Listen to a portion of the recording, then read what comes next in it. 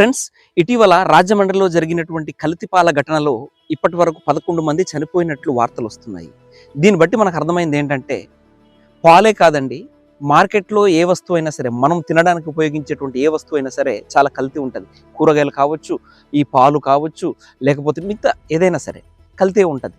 కాబట్టి ఇటువంటి కల్తీని గమనించాల్సినటువంటి బాధ్యత, గుర్తించాల్సినటువంటి బాధ్యత ప్రభుత్వాలకు ఉంది, అలాగే పబ్లిక్ కూడా ఉన్నాయి. అంటే మంద ఎక్కువ ఉన్న చోట మజ్జిగ పల్సన ఉన్నట్టు వాళ్ళు ఏంటంటే లాభాల కోసము ప్రతిది కూడా కల్తీ చేస్తారు.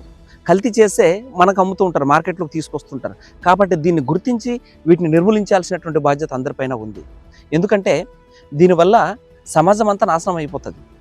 ఒక్క పాలు వలన కాదు, వీటన్నిటి వల్ల సమాజం అంతా నాశనం అయిపోతుంది. కాబట్టి అధికారులు దీని మీద సక్రమంగా దృష్టి పెట్టి వీటిని నిర్మూలించాల్సినటువంటి బాధ్యత ఉంది. అలాగే ప్రభుత్వాలు కూడా దీని మీద బాగా దృష్టి పెట్టాల్సినటువంటి అవసరం అయితే ఉంది. ఎందుకంటే దీనివల్ల ఇంకా రాబోయే తరాలకైతే ఇంకా ప్రాబ్లమ్స్ అనేటువంటిది ఎదురవుతుంది.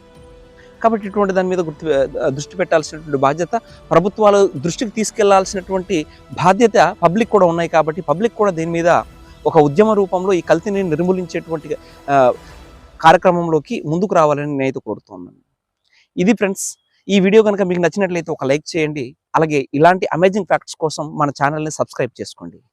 జై హింద్.